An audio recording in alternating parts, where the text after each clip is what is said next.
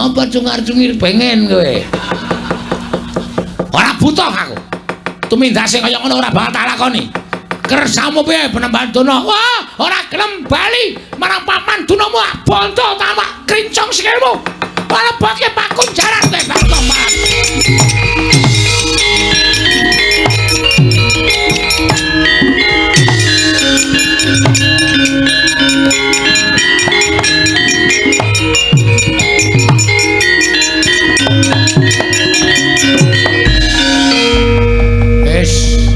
Aku sing kudu tanggung jawab. Nek panjenengan tresna kaliyan kula ya ditanggung jawab tenan, ora usah wedi karo Kurawa. Ora. Wis ya. Inggih. Aja gleleng kowe wer, nduwer. Nduwer cangkemmu ya nduwer kok kowe wis nduwer. Mangkel aku ora. Ana ngapa kowe? Ah tak idak kowe. Modar dening aku kowe ya arep modar tuthuk watu mapuru. Ora modar aja dundang Bagong. Aku ki Bagong. Wah, ora ngidoni. Banjur nekat ben kowe cerewet bae mate dening aku kowe.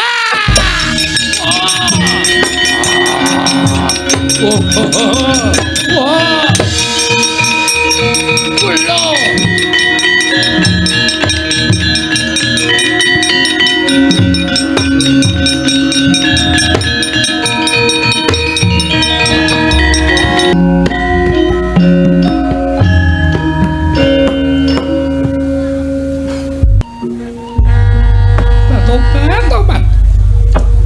Nyedak wae kok emoh lho batu-batu gayamu kuwi lho. Mbok yo nyedak kene supaya jagongan iki kepenak. Kula niku namung ngabdi. Nek ngantos kula niku cedak kali sampeyan, nek ana wong presa tersebar gosip sing mboten apik lho. Dewi Banowati kok cedak karo Bagong. Bagong ki wong kere, Bagong ki wong gedhe bal 17. Batobat aku tak takon karo kowe Wangsulana. Nggih, waton ora angel-angel. Saiki aku tak takon karo kowe. Upama lho, upama kowe rak wis sesasi nang kene. Nggih. Mangan yo nang kene. Turu yo nang peturonku. Ning kok ora tau disusul. Lah pengenmu disusul apa piye mbok yo engko tak susul engko. Wah, grahan aku iki apa ya kenugrahan apa ya? Kok tanpa kanyono kok ndelelakon sing kaya ngene jan nyenengake tenan. Tobat. Saiki aku tak takon karo kowe Wangsulana. Heeh, nggih. Kowe nang Taman Sari ngene iki seneng apa ora? Seneng. Seneng sebabe apa? Siji, cedak kalih sampean, iso ngladeni sampean minangka kula dados batur Panakawan. Angka loro, abdi Taman Ngastina niku ya apik-apik. Batobat, saiki tak takon, kowe milih abdi apa milih juragane? Kabeh. Abdine ya apik-apik. Ayo kula niku selerane macem-macem. Batobat, tuthuk watu sirahmu kowe. Bagong, dalem. Batobat, kowe ngerti ora sing tak rasake? Bab napa? Sasuwene kowe durung mapan negara Ngastina kuwi atiku mung nyawang taman. Aku mung tansah nyawang endahing taman, mula suwe-suwe rak ya jeleh. Mengko nyawang taman, mengko nyawang endahing Taman Sari Negara Ngastina kuwi suwe-suwe jeleh. Mongko aku ora entuk metu. Aku ora entuk metu saka ing Taman Sari, aku ora entuk dolan menyang endi papan. Aku ora entuk srawung karo emban-emban liyane sing diparengake cedhak karo aku ming emban siji loro sing entuk palirae anak Sinuwun Prabu Duryudana. Nggih. Ning bareng kowe nang kene atiku seneng Bagong, atiku bungah. Dina-dina ki mesti guyu. Dina-dina ki mesti aku ki batobat rasane ki atine kaya seneng banget. Tenane. Iya Bagong, batobat kowe ki wonge sregep batobat. Jam 4 esuk wis tangi. Mengko tumuli kowe nganu lakoni subuhan. Nggih. Wingi kok madhep ngulon. Lah kon madhep ngendi? Lah ya madhep ngulon, batobat sareng aku ya ora tau nindakake panembah, mula aku ora ngerti. Ah niku salahe sampean teng riku niku. Mula arep sampeyan iku kedunungan derajat pangkat kudu tetep manembah, bersyukur karo sing gawe urip. Iya. Mengko sabar kuwi kowe terus ngepel kabeh Taman Sari mbok pel, batobat ning kowe aja ngawur. Kowe iki ngepel kok nganggo kathokku lho. Alat tepel niku rak segitiga to. Dadi niku lek nglebokke gampang. Rasa dadak dilempit-lempit. Karang nek ngepel karo mbayangke iki tenagane iso tumpuk matikel-tikel. Kula pel ngenten iki kalau tak bayangke aduh. Iki lagi wadahe. Diapurmu nggih. Ayo dienggo semangat tok ya. Iya, bat-obat lan kowe ngerti ora? Kowe iki nek olah-olah enak banget. Ah, kaya kawit biyen kula nek mangan olah-olah dhewe kok. Iya. Wingi kae jangan kok ireng ki apa? Nika brongkos. Kayak colo, kayak tahu, kayak krecek, terus dicampuri ceker. Bat-obat. Aku ki nek mangan ra tau wujuding ceker kaya ngono ku mergo aku prameswari. Nek mangan yo basa sing daging-daging. Lah kok bareng aku ngrasake ceker kok enake ra jamak-jamak. Iki mergo nggonmu olah-olah Bagong. Wah. Oke. Benjing masake napa? Ya aku manut karo kowe. Nggih, anu pun dereng napa? Teloncom. Teloncom ki apa? Aku ya ora ngerti asline. Teroncom apa teloncom? Hah? Terancam. Terancam bahaya. Bat-obat terancam. Iya, nggih. Lah, monggo kowe iki ya demen resik-resik, mbok taman mbok sapu nganti resike ora jamak-jamak. Blumbanging iwak tengah taman kae mbok kuras. Bat-obat saiki katon bening, katon disawang ya apik. Bagong kowe tak kandhani ya. Nek aku bloko kowe kira-kira piye? Bloko bab napa? Aku bloko karo kowe. Jroning atiku bungah kuwi jebul rasa bungah kuwi iso nukulake rasa seneng. Maksudku kuwale maksud lu. Jroning bungah kuwi nukulake rasa seneng, jroning seneng kuwi nukulake rasa tresna. Ampun macem-macem ah. Kula niku mung batur e. Sampeyan kok ngrembug perkara tresna niku salah tempat. Sampeyan niku nek kali kula wajibe ngrembug perkara pegawean, ora perkara tresna. Mengke ndak dilokke kula niku cecak nguntal cagak cebol gayo wulan puto ngitung lintang. Wong pungguk merindukan bulan. Niku mboten ajeng kelakon. Sing kandha sapa? Ning donya iki ora ana sing ora bakal kelakon nek kabeh dilakoni nganggo tekad. Monggo aku nyatane yo ketukulan rasa tresna karo kowe. Tresna kuwi ruping jiwa sing luhur. Tresna kuwi ruping jiwa sing suci. Tresna kuwi paringane sing gawe urip. Tresna kuwi ora iso ditolak. Tresna kuwi ora iso dibalak. Tresna isane mung dirasake. Tresna kuwi ora pilih derajat pangkat. Naden aku tresnani wong loro saudon telu saurupan. Upamane aku tresnani karo kawula, mongko rupane elek, nek Gusti keparang maringake rasa tresna karo aku, aku ora iso nggone bakal duwa Bagong. Manesmu arep apa? Arep apa? Arep gandrung ya. Lah nuwun sewu niku mengke gek mengapusi kula. Biasane sampeyan niku wong duwe, sampeyan niku wong sugih, sampeyan niku wong duwe derajat pangkat, niku mung mempermainkan kaya kula niku ya keloro-loro tiwas kene tresna tenan, mengko sampeyan tertawa di balik badanku. Sampeyan tegese mung guyu nyekikik karo tak apusi kowe. Apa ora keloro-loro? Bat-obat. Saiki kan njaluk bukti apa? Saiki njaluk bukti apa? Wis kowe ngomong njaluk bukti apa? Wah, ampun cedak-cedak. Kula niku galak. Kula niku aja kok nyawang wong wedok mambu parfume. Pikiran kula wis tekan ndi-ndi. Tenan niku. Monggo parfum sampean enak kabeh. Kowe wingi nganggo to? Tak semprotke to? Nggih. Jenengene nolong kuwi. Ora apik nganggo parfum wong wedok. Lah karang ambune wangi. Wis gage wangsulana piye? Aku butuh wangsulanmu saiki. Ngeten lho Sin Kanundara Banowati. Iya, Sampeyan kuwi kagungan garwa Prabu Duryudana. Aku wis ra tresna. Lho, Aku wis ra seneng. gagah kaya ngono. Gagane ra iso atos.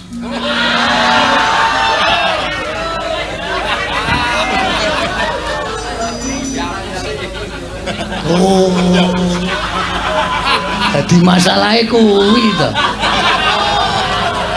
Mula kula mlebu patenggane sampean kali Prabu Duryudana kok teng pundi-pundi teng Slebar.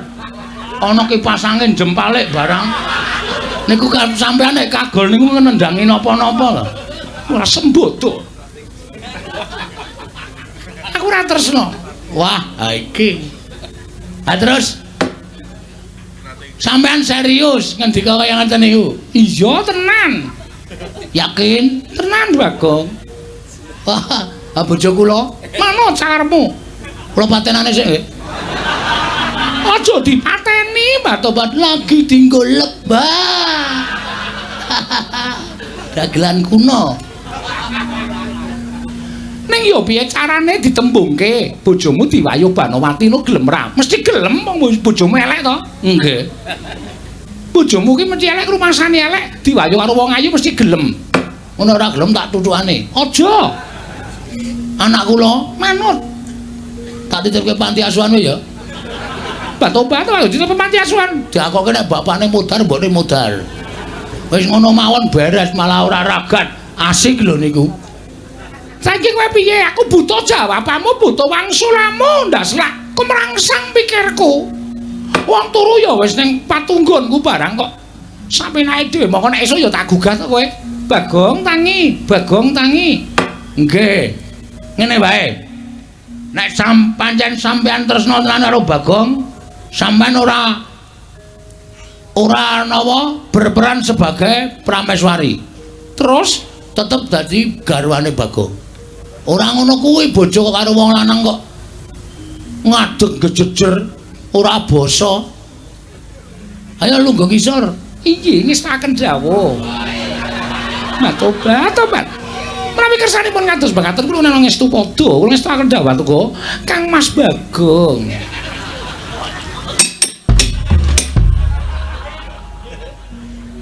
Wah.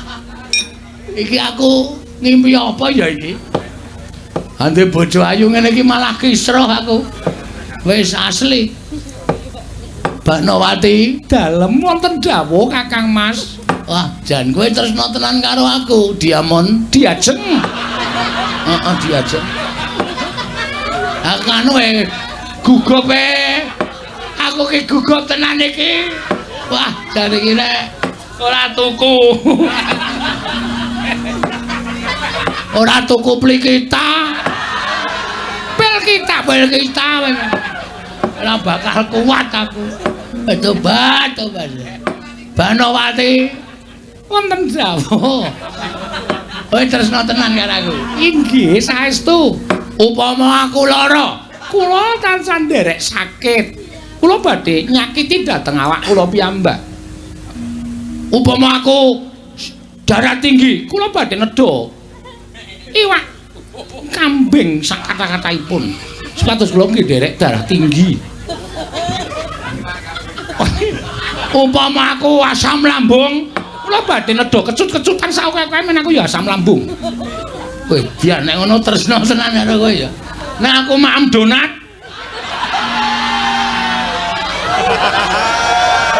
Kula nggih badhe nedha donat sak kata-kataipun. ame kali loro Mboten napa-napa, mboten napa-napa. nek ngono kowe tresna tenan karo. Nek aku mati, ha saiki iki tekan nggon pati. Nek aku apa jenenge? Basane apa? Sirpong, Sirna. Sirna marga mlayu. Marga layu. Kula nggih badhe pados margine pejah. Nek perlu kula ajeng lalu. Wah, tenan wi. Inggih. Ha saiki upama kowe dhaup karo aku. Inggih. Upama meteng upamane lho iki. Inggih. Sesuk nek anak-anak arep dijenengi sapa wis? Ayo. Menawi sae nggih nunggak semi kalian tiyang sepuhipun. Upami bapake Bagong ya nek upama metu lanang ya dijenengi Bagio. Mah aku, mah Bagyo ki wonge gedhe ning pekok.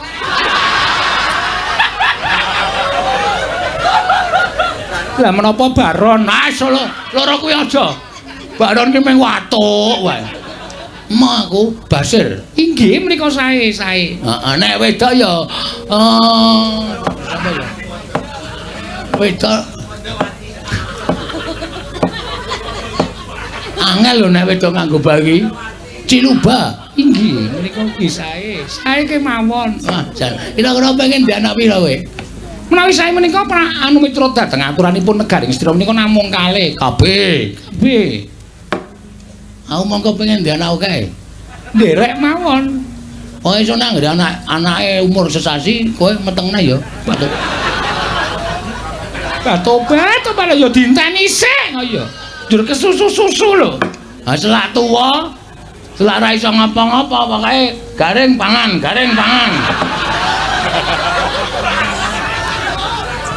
Tobat Sagora. sagah. Ngono. Permintaan suami iki adalah apa ya? Ken kudu dileksanani. Wong wedok ora ngladeni karo wong lanang mati cemplung neraka. Durhaka. Inggih ngestaken dawuh. Rada nyedak rene. Lah rak ngaten kenapa nyedak ya moko panjenengan nika. Saiki aku gelem kok. Inggih. Kowe ya wis muni tresno karo aku kok. Inggih ngestaken dawuh. Aduh, iki nang laler iki kowe. Kurang ajar kok an. Tobat sampun ngantos kula dipun encoki laler Aja aku urung mencoke. Lalere wis mencok. Mong aku nek mencok suwe. Inggih. Inggih sakersa panjenengan. Heeh. Wajan. Delok-delok tangane. Inggih monggo kok ping tangan lho sing dijaluk apa wae dijaluk tak weneke kok. Lha kuwi engko. Saiki tangan sik. Waduh haluse jan. Beda karo tangane bojoku. Inggih. Bojoku ki wong wedok tangane sak muntu-muntu. Mbah, paling turunan gendruwo malah. Wong biyen aku nemu nang ngisor papringan kok. Inggih, bareng entuk wong ayu njur bojone disia-sia. Ya ora ya tetep tak tresnani kabeh. Inggih. Ning ya aku jotok pengen nyambut gawe ya. Aku ki nek lara nyambut gawe aku lara kabeh. Inggih. Nek napa ya wangun garwane Debanawati kok umbah-umbah ngangsu barang kuwi gaweanku. Ora kena tok penging. Inggih. Nek umbah-umbah ki ya umbah-umbah. Sandangane dhewe mboten sah. Sandangan kula mboten sah dipun umbah-umbah menika sampun pakaryanipun emban. Aku ki paling seneng ngumbahi sandanganmu Tobat malah ngucek kok suwe banget. Suwe aku ngucek karo mudar kowe. Wong sandangan kok didunekke modal mbayangke. Tobat senengane kok kaya ngono. Ya iki apa jenenge? Abdi ngendi? Abdi Ngastina iki eneng sing lucu ora? Wonten. Jenenge sapa? Limbo kalih Cangik. Mimin kalih Apri. Oh, Banci Mbogem kuwi. Inggih. Rumiyin sakmenika sampun boten. Ya ditonton ya nang arena pertunjukan. Inggih. Ngastina menika gadah arena pertunjukan. Heeh. Ya mangkat rono. Inggih ngestaken dawuh. Dan kowe iki saka mburi ya apik. Saka ngarep ya apik. Wah, dan sampurna me. Menapa? Sempurna maksudnya ngene lho. Sawang saka mburi ya apik, ngarep ya apik. Wah. Pokoke aku saka ndi-ndi gelem. Saka mburi ya gelem, ngarep ya gelem. Iki ngestaken dawuh Tobat panjenengan iki ora bagus ning ya gemeske lho. Ih, gemes aku. Mangga Sing to jiwit kene. Sing mobat mabrik liyane. Ora iso jiwit sanggon-gon. Pundi sing mobat-mobat nggon apa? Ora takon sing pernah-pernah. Ora kurang ajar. Tobat iki kowe. Tobat kowe bengok iki kok keri lho. Iki. Kowe ketoke bunga banget. Inji banget. Arep ngopo? Ora apa-apa. Mbok yo nembung, mau nembung yo dikeki kok.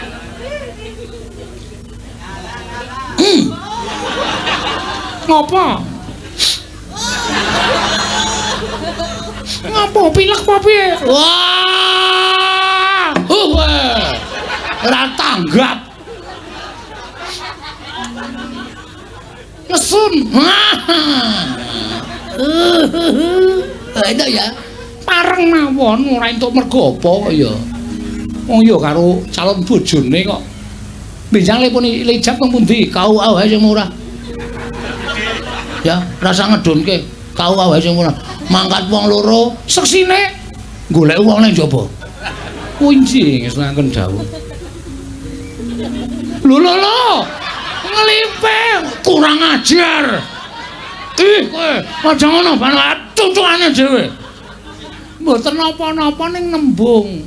Aku wis nembung ora dikek-keki. Kowe nglali-lali. Monggo pangenan pundi? Monggo panggenan pundi? Sik aku malah deg-degan. Kok dadi detak jantungku banter banget aku. Dilegani mung ora njur kendho.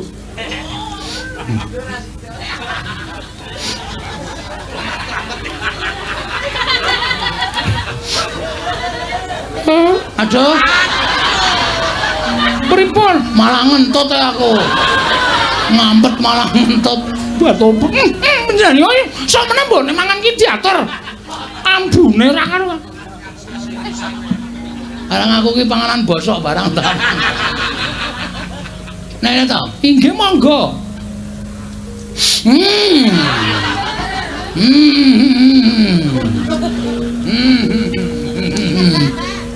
Kok malah lunga lho. Kok malah tindan Ngepuk-puk ingon-ingon. ndak kurang ajar. Sareh mawon, tenang mawon, mengko bakal tekan kono. Dendang. Ya tindakan aja. Inggih.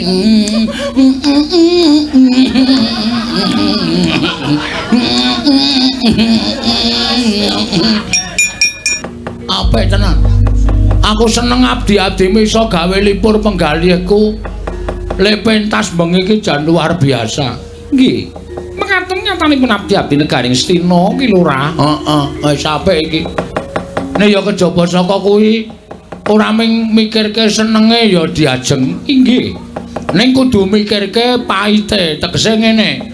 Gandeng aku manjing nang taman ki nuwun sewu, aku ki wong lanang sing kleru, merga aku nang taman ora bali-bali tur malah aku andon tresna karo garwaning Prabu Duryudana. Mekaten. Iki nek nganti ketratase eneng sing goleki aku, Kurawa misale goleki aku terus piye? Tobat. Menika gumantung panjenengan ingkang dipun tanggel jawab. Sarta menika minangka dados sarana mbuktekaken tresnanipun Ki Lurah Bagong kaliyan Banowati menika dumugi sepinten. Upami wonten Kurawa ingkang prapta wonten ing taman, panjenengan kedah tanggel jawab. Menawi tresna saestu kaliyan Banowati, aja kok ditatahi bondo. Nadyan nyawa mesti kudu ditatoke. Oke, dos pundi? Oke menika menapa? oke iki apa ya? Pokoke tak saguhi lah ngono wae. Panjenengan wantun. Mane. Upami Kurawa badhe ngroyok panjenengan, Tak labuhi pati saka gedene tresnaku karo kowe. Angel golek wong wedok ayu kaya kowe iki. Ora saben dina iso entuk, saben sasi iso entuk, luwe-luwe iso saben taun iso entuk. Inggih. Menawi panjenenganipun Sri Prabu Duryudana rawuh mriki lajeng nanjiaken dos pundi? Aku emang gumantung kowe lahir batin ora tresna karo aku. Nek garwamu Prabu Duryudana tekan kene terus dangu Bagong ana hubungan apa karo Banowati? Jawabmu piye? Kula badhe matur tresna ing Lurah Bagong. Yakin? Iya, anu inggih. Saestu. Nek ngono ya tak labuhi tenan. Wis kebacut ngene iki ya ngibarate kaya dene wong njegur kari tekan tengah ming kari mlotroke kathok. Nuwun sewu. Mundur ya teles, maju ya teles. Inggih. Nek ngaten dipun dadaki kula lan panjenengan Wis ngono wae. Nek aku lara, kula nderek sakit. Nek aku mati, kula nderek pecah. Wah, ya ayu tenan kowe Banowati wis. Tresna tenan kowe karo aku. Inggih. Iki nek nang Ngastina iki le mangan ya apa to? Terus pundi? Nek Ngastina iki le mangan ya apa? Nuwun mapunten menika dereng tengah dinten. Mangke jam 1 menika siang menika dahar siang. Oh, aku wis ngintir-intir. Inggih dipun ampet kemawon Ki Lurah. Heeh, wis. Kula nuwun sewu. Dewi Banowati kenging Bapa Begawan Durna ingkang sowan wonten ing Taman Sari. Kula nuwun sewu. Kok korinipun dipun kancing? Kula nuwun. Kakang Durna. Pripun? Niki wonten sandal jepit tulisane BG.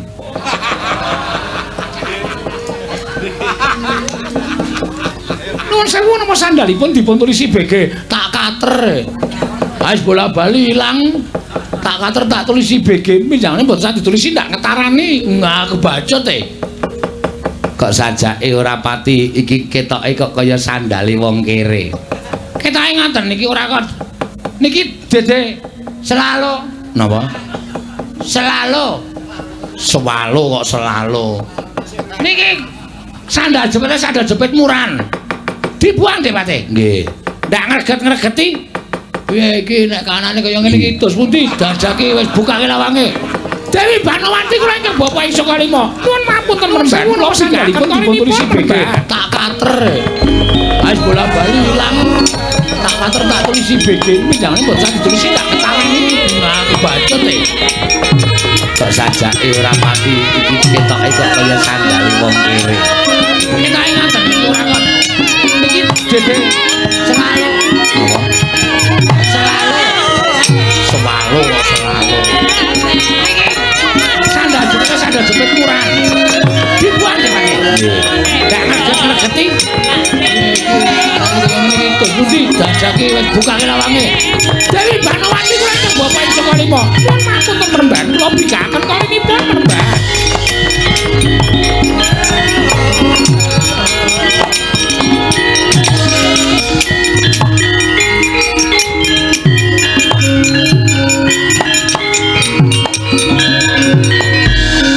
Durnaina panalinganira lumajaring ratri. Linenggak jangkanira kapisanan.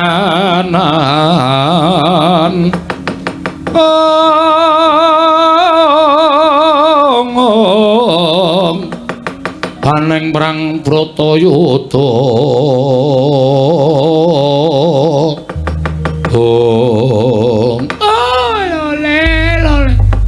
Kenthos walu gembol manyor-manyor duk ning dungkul wana diadalah Saraswatiwana. Kula ingkang sowan wonten ing Taman Negari ing Ngastina, Gusti Ayu. Inggih Panemban, kula ngaturaken bekti kula kunjuk. Oh inggih kula tampi dawuh sami-sami. Nuwun sewu ingkang paman ingkang sowan Gusti Ayu. Arkanapati Arya Sengkuni, kula ngaturaken bekti kula kunjuk. Oh inggih kula tampi dawuh sami-sami. Wonten menapa dene Paduka rawuh wonten ing Taman Negari Ngastina sajaipun mengku wigati Panemban. Menika ngaten. Mugi andadosna ing kawuringan bilih nalika wonten ing parapatan agung anak Prabu Duryudana menika ngantos dawah saking dampar. Amargi nampi pelapuranipun Emban Taman Negari Ngastina. Kula nuwun sewu lho, kula menika mboten cubriya dhateng Paduka Gusti Ayu Dewi Banowati menika mboten. Namung mitra caturipun Emban. Bilih nuwun sewu, Emban menika nyumurupi glibetipun Piyai Kakong mapan wonten patengganipun Dewi Banowati. Kula nuwun sewu. Menapa kepara saestu bilih panjenenganipun Dewi Banowati menika nyingetaken Piyai Kakong wonten ing Taman Sari Negari Ngastina. Kula nuwun sewu lho menika. Tobat. Kula nuwun sewu lajeng Emban menika kala wau naminipun sinten kok banget nyamah mangasmaning Banowati. Dipun anggep kula menika wong wadon menapa? Dipun anggep kula menika wong wedok murano piye? Ing atasipun kula menika prameswaripun Alendra, teka kula menika nyingetaken dhateng setunggiling wak priya wonten madyaning taman. Menika mboten kok badhe ngucemaken asmanipun ingkang putra piyambak, nanging ugi badhe ngucemaken asmanipun Sinun Prabu Duryudana. Kula menika saged anjagi dhateng asmanipun Alendra Ngastina lho Panemban. Kula nuwun sewu. Panjenengan kok lenggah kok kaya rada mbungkuk menika nuwun sewu. Ingkang wonten wingking menika sinten? Kok saking mriki sampun ketingal treningipun merah. sanes sinten-sinten Batopa. Kula nyuwun dhateng panjenenganipun Dewi Banowati kula aturi prasaja kemawon. Panjenengan kula aturi semingkir wonten mingking. Kula tak ketemu karo wong lanang menika. Lah kok epeh temen gedhoane. Kurang ajar temen wani. Nyenyamah marang garwaning Narendra Ngastina. Oh, upami bae kakang menika kecepeng dening Begawan Dolo badhe kula rajang-rajang kula Bambang kaya kula iris-iris kaya lombok. Mesti badhe kula percaya menungsa menika. Wonten damel wirangipun nata Ngastina Prabu Duryudana. Ketoke kok sing teng wingking niku wonten piyai kakungipun Kakang Durna. Mbok nek pancen lanang tenan kon metu. Aja ndelik teng burine wong wedok. Wis wani tumindak ala kok dadak singitan ning burine wong wadon. Yen ngono sing wadon menika mboten kok namung Gusti Ayu Dewi Banowati. Ning wong lanang sing mayu mlebu ning taman menika jebul sipate ya wong wadon, pepinjungan. Ora wani nanggung perkarane. Ora wani tanggung jawab. Nek pancen kendel kon metu kon tanggung jawab. Loh.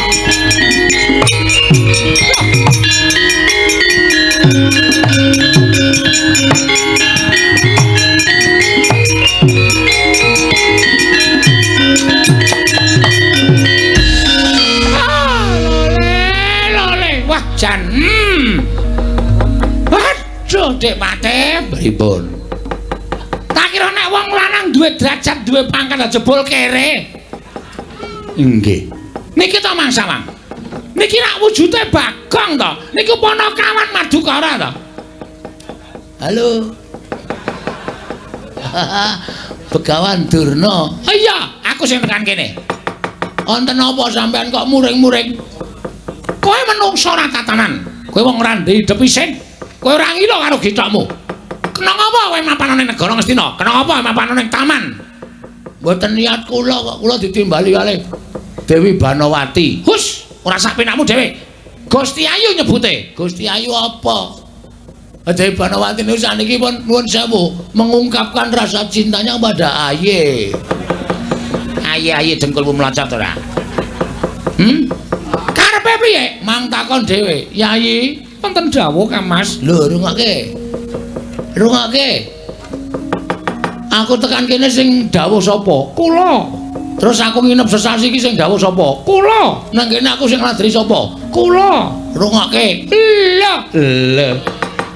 Lah kok dadi kaya ngono iki kepiye nuwun sewu Gusti Ayu kok dados mekaten lampanipun.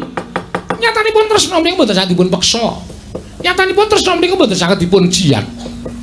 Kula menika sampun jelek mapan wonten Negaring Astina lan kula menika pengin sanget lan kula menika tansah tom-tomen menawi kula menika ladosi dhateng pun Bagong. Mila tumunten Bagong kula boyong mriki sumados samangke ladosi dhateng kula turta Bagong ya pun cundhuk, sampun mathuk, sampun purun ladosi dhateng kula. Ale ora gelem piye? Wong bojone nang omah wae bisu kok. Nek ngladeni wong ayu mesti geleme lahir batin. Ha ya ora rasa dadak omong ngono iki bejane dhewe-dhewe kok. Nah ingatan Dewi Banowati sampun sambung kalian pun Bagong. Sampun penembahan sampun. Menawi ngantos ing neraka menika prisa. Kula badhe matur menawi mboten tresna Prabu Duryudana nanging kula tresna kalian Bagong. Lho. Yayi, wonten dawuh. Kang Mas disayang. Inggih sangat dawuh.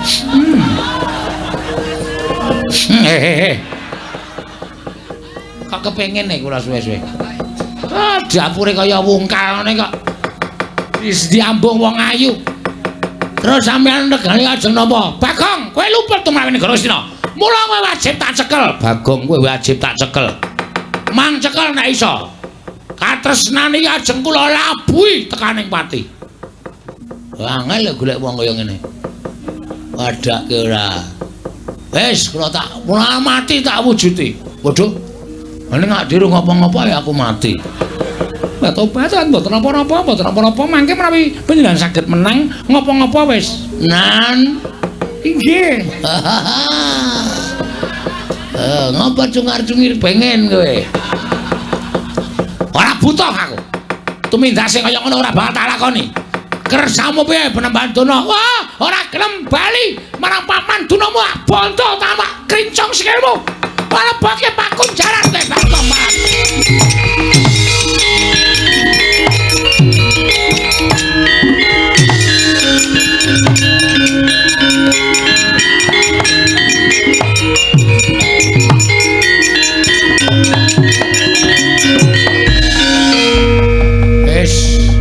aku sing kudu tanggung jawab. Nek panjenengan tresna kaliyan kula ya ditanggung jawab tenan, ora sawedi karo Kurawa. Ora. Wis ya, inggih ngatos-atos. Sembah kula ngendharaken paduka ning kowe kudu netepi janjimu lho. Inggih. Nah aku lara kowe melu lara. Inggih. Nah aku mati kowe golek dalaning pati. Ngelulah, nglalu. Heeh, nglalu. Inggih ngestaken dawuh. Wis ya, aku mangkat sih ya sayang. Inggih. Ngatos-atos.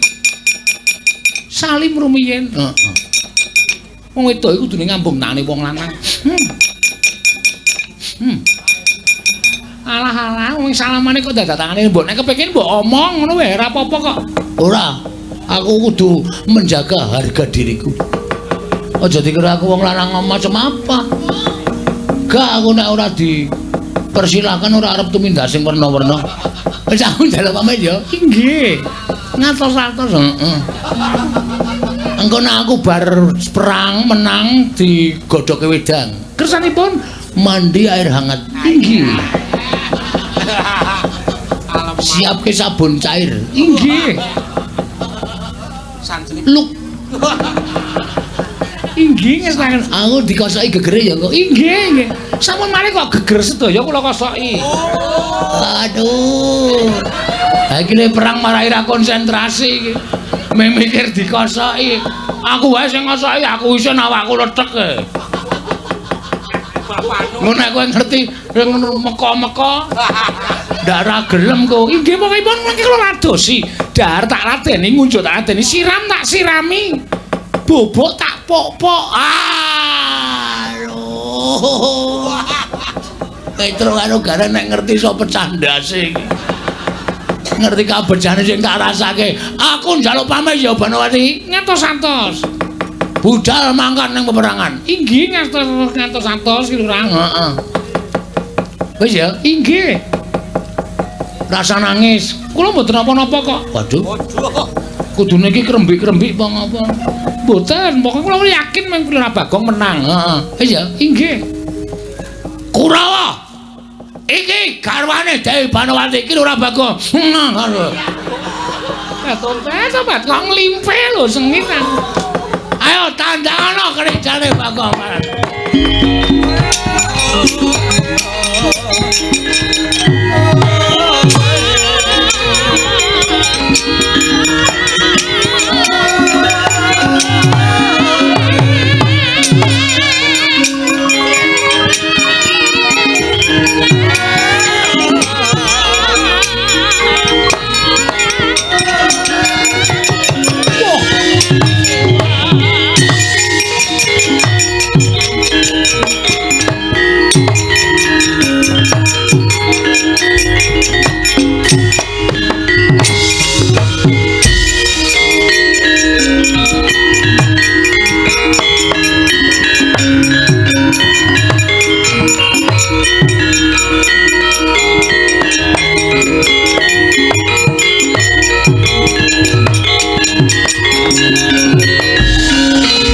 Apa keperanggul mungke ngayuda kebabak bawatnya bentar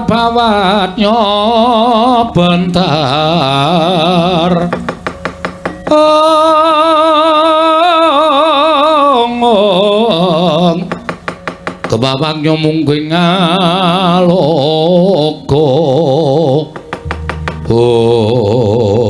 wiladalah setan ratatanan jebul bener ngendikaning Bapa Penemban Durna lan Paman Patih Sengkuni sing manjing dadi durat moko ning taman mung gedhe bal 17 wong elek nyolok mripat mung kere Bagong kowe. Heeh. Kowe sapa ta kowe? Lho, ora ngerti karo aku. Kowe ketoke wayang arang-arang metu kowe. Kartomarma dudu. Pancen rupaku padha karo Kartomarma, nanging aku arane Surtayu. Wah. Wis jurusan Parangtritis to kowe. Kae Jatayu. Oh, ndone lali aku Surtayu. Iya. Iki Bagong kowe maling ana ing Taman Sari. Pancen wis tak sengaja. Ora wedi mati kowe. Alah, mati ki nggo ngapa? Wong urip ki antri modar. Mati saiki mati sesuk padha wae. Wis tak niati. Dasare Dewi Banowati wis ngandhake nek tresna karo aku. Mula sapa sing arep meparangi karepe Bagong rawe-rawe rantas malang-malang bakal tak putung. Aja kok meng aku dadi apa ya ki makar omong apa ya.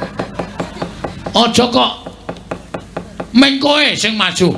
Ning Prabu Duryudana garwa resmine Dewi Banawati nek pancen arep nyekel karo aku Dewi Banawati tak totohi pecahi dada wutaing marus. Lho. Wis tok niati tenan. Ora niat ora bakal kedadean wayangan. Iya. Tandak bonto tanganmu krincung sikilmu, tak hukum picis, tak iris-iris awakmu. Maju leganing kantiku Kartomarma, Surtayu. Walah. Surtayu. Panggal tayoni gene marganing patimu. Cobanan leganing atiku parat kowe.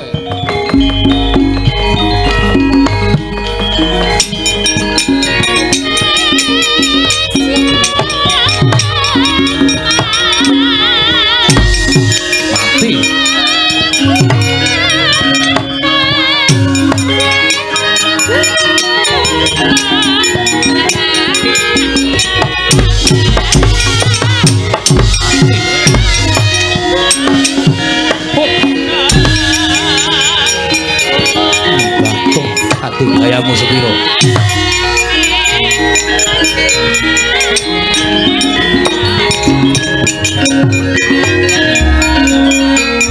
Modar tenan aku. Aku ya ora tau perang kok ya gleleng to ya. Musuh Kurawa diajar kene lagi tata-tata wis kemlawe tangane Surtayu pletak nang sirah. Lagi tiba jambak rambutku di ajar sak penake dhewe. Apa dianggep aku mung tekan semene kadek dayaku? Kowe ngerti kekuatane Bagong? Ya, oke. Aku nek ora malik wong sing kira-kira pinter gelut, ora iso menang iki. Ya, kowe ngejak mungsuh sapa? Sing belani aku pirang-pirang Surtayu.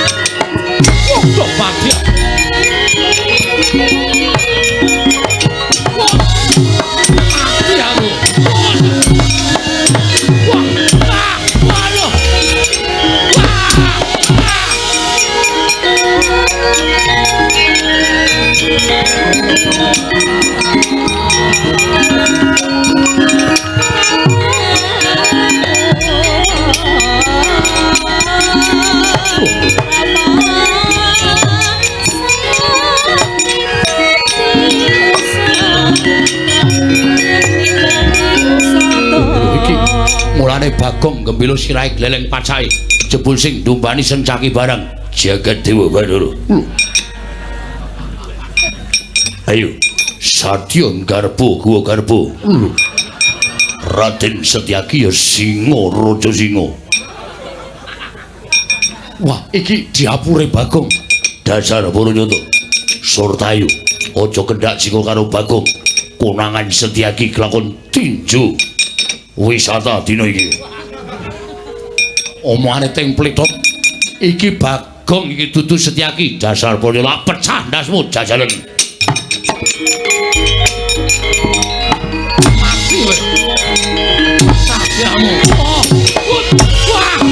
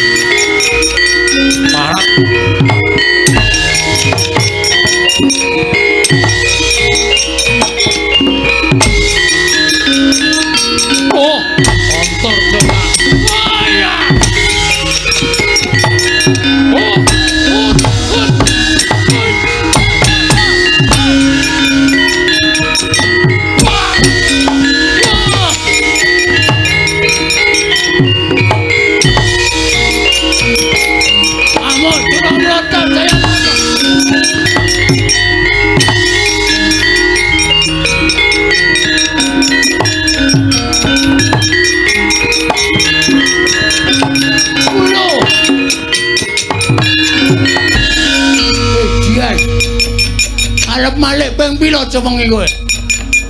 Saka Cencaki dadi Gatotkaca, Gatotkaca dadi Antaja, Antaja dadi Antasena. Rasaku kian cangem. Iki satriya ing waduh lali aku. Ndara Antasena iki satriya ngendi ya? Satriya ing Pajajaran. Ngawul cangkeme. Raden Antasena Durmagati. Ora mundur nekuk penjalin golek dalan nyangkal putung. Konangan aku dadi apa mutar iki mati ya.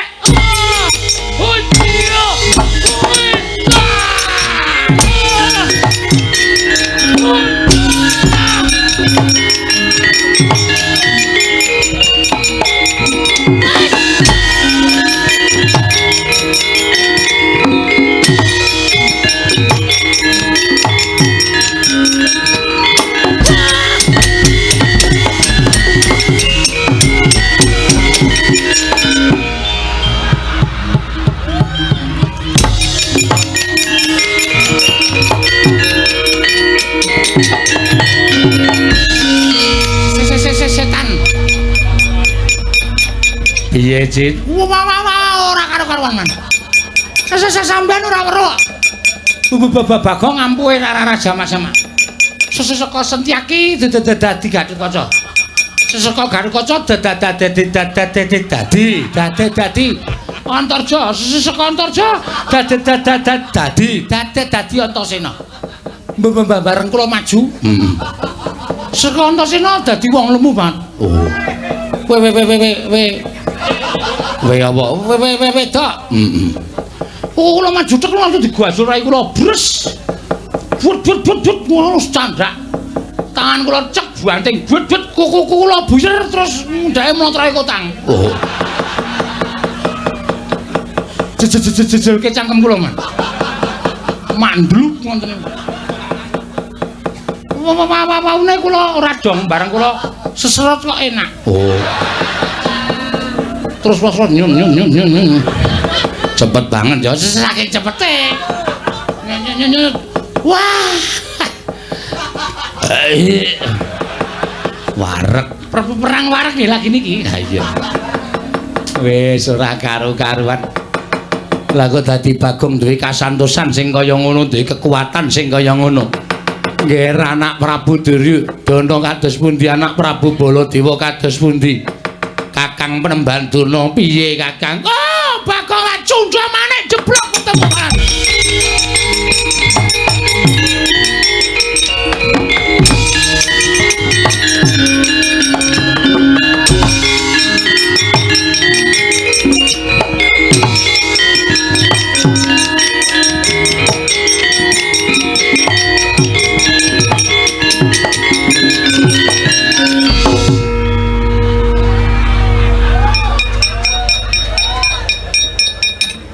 Kaya tau weruh pemandangan niki to.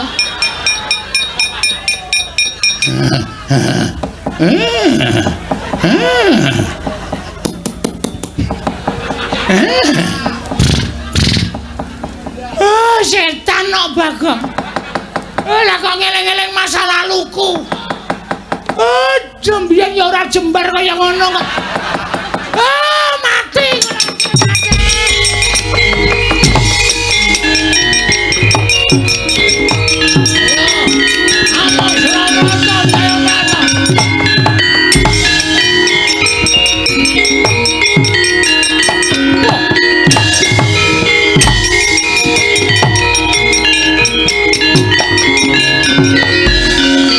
Baladewa Narpati duwe nares swara Kresna kalangkung tresnanira marang Jabanon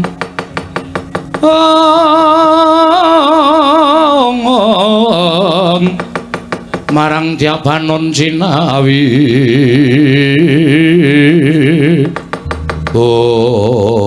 wah panus maning jajaran kaya ngopo kageting penggaliku bareng aku krungu surak mawurahan manengker gumuruh. Para kawula padha nyebutake yen to Bagong manjing ning Taman Sari Negara Ngastina. Wah, Bagong sajae kok nyenyamah marang asmaning para Pandhawa. Kowe bature Pandhawa ning ora iso ngreksa marang raharjaning asmaning para Pandhawa. Bagong, kowe kena tak kandhani apa ora? Kowe kena tak kandhani apa ora? Yen kena tak kandhani bali marang bebener. Yen ora kena tak kandhani tak longgo Kyai Nenggala ora jeblok wetek moncon kutang poso.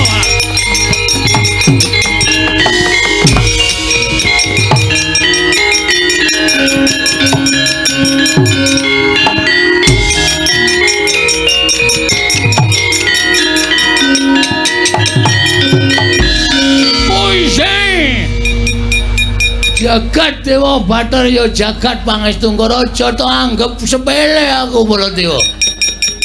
Ayo. Iki nata mandura. Kowe nggawa Kyai Nenggala, aku nggawa apa iki? Ning saora-orane aku iso malik kaya Prabu Baladewa. Iya. Saentuke sapa sing duwe gaman tak silih kanggo nandingi Kyai Nenggala. Ayo, Amos Ramrata, Jamrata imbang yen padha-padha. Iki nata mandura Prabu Baladewa iki.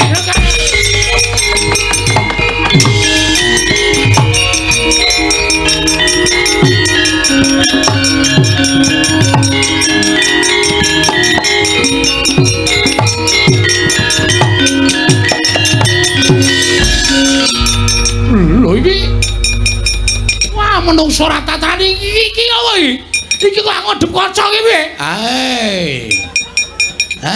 Dengerin. Loh. Iki suarane Bagong iki. Bagong dengkulmu mlonjot.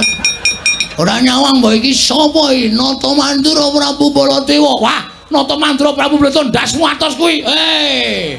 Aja omong treca kowe. Iki Baladewa nggo graji. Saentuke ana wong negara wit tak jaluk grajine. Nggo nandingi karo kowe. Iki Kyai Nenggala. Ayo iki Kyai Senso. Kowe apa aku sing tekane mati tra, mati tra.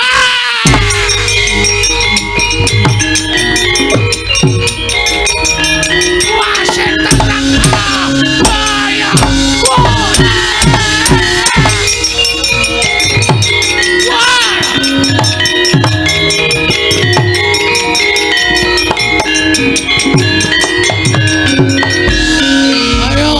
Suramrata Jayamrata. Baladewa kok kalah karo Senso. Wah, setan kewirangan tenan aku. Lah ing atase Kyai Nenggala ki pamane ing Satru Sekti. Nenggala ki tamaki Gunung Jugruk Skorasat kok kalah karo Graji Japure Bagong. Oi. Ayo kon dadekke usuk apa reng kok. Menungso ra tatanan. Kowe wis gawe sining para Pandhawa tak kandhake Pandhawa diukum kowe Bagong balas.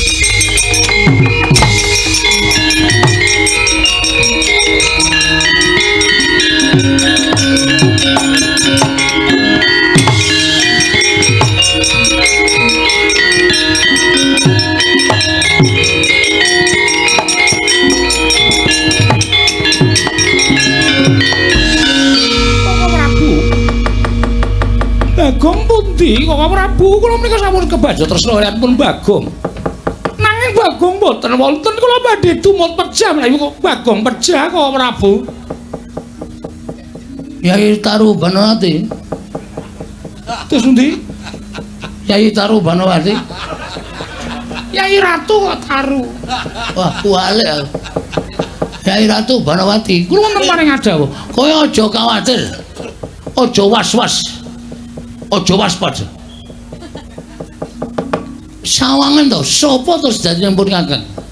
Kok Prabu Baladewa. Kok Prabu Baladewa ki nek suarane halus. Iki rada serak-serak basa. Kaya suarane Jamal Mirdad. Bata-bata, Pak. Bener kok preso Jamal Mirdad. Ora ana wayang sing ngerti Jamal Mirdad kejaba mung Panakawan. Aku Bagong Yai Ratu Banowati. Aku Bagong. Bata-bata, Pak. Pinter temen lho bojoku, pinter temen.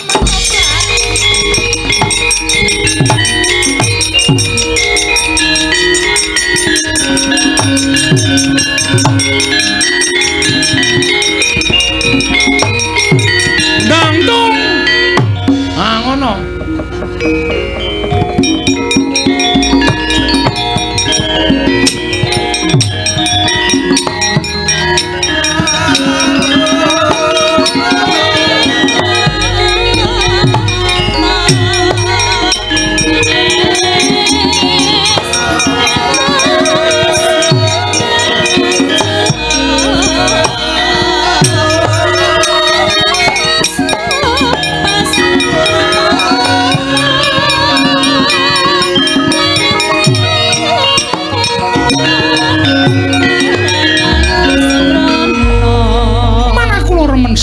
Ki Lurah, menawa kula remen sanget. Dinyanyi kok Lurah sampun saged unggul para Pandhawa Kurawa. Heeh. Wis aja kuwatir. Merga aku kuwi percaya karo kekuasaaning Tuhan Yang Maha Esa. Iya, inggih. Panjenengane mesti adil. Wong ki nek tresna tenan iki mesti peparingane Gusti iki diayomi karo Gusti. Monggo kowe wis kebacut nibake tresna karo aku. Nggih. Nuwun sawuning kula kok raosaken mestakanipun ingkang rayi buyer. Mergane Tobat. Nuwun sewu lho.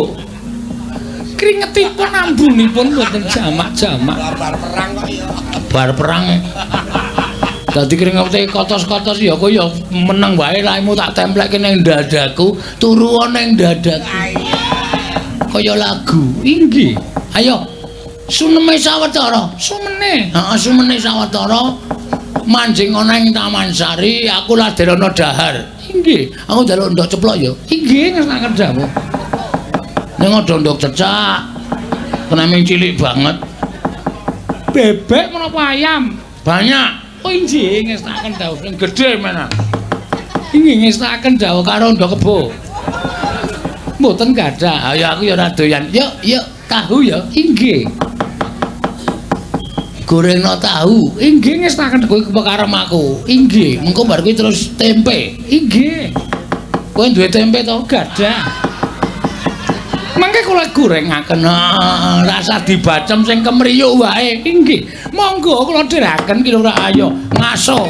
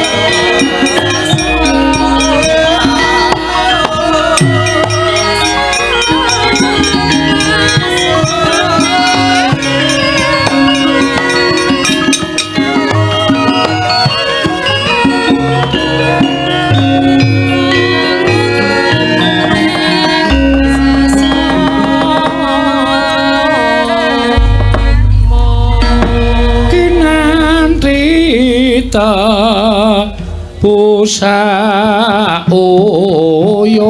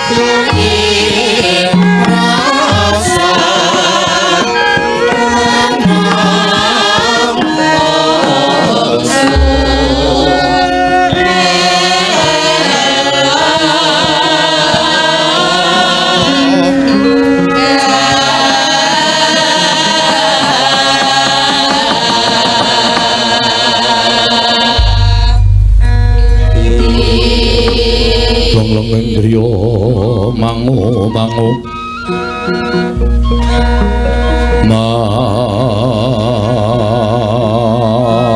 mangungkung kanduhan rimang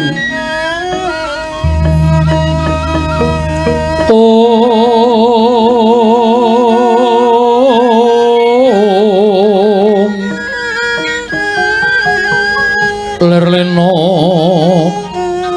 tanpa kanin yen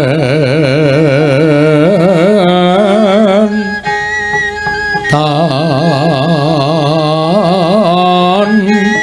tuluso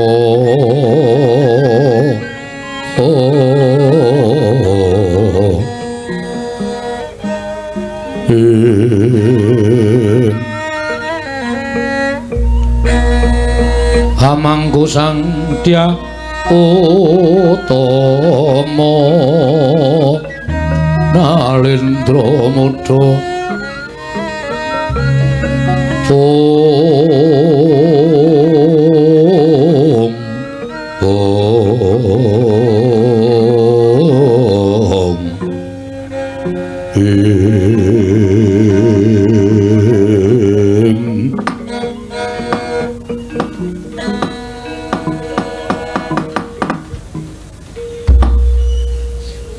nuwun sewu Koko Prabu dereng sawetawis dangu rawuh paduka kepareng rayi para ngaturaken pambagi panakrami kunjuk sandhapada paduka Kanjeng Koko Prabu.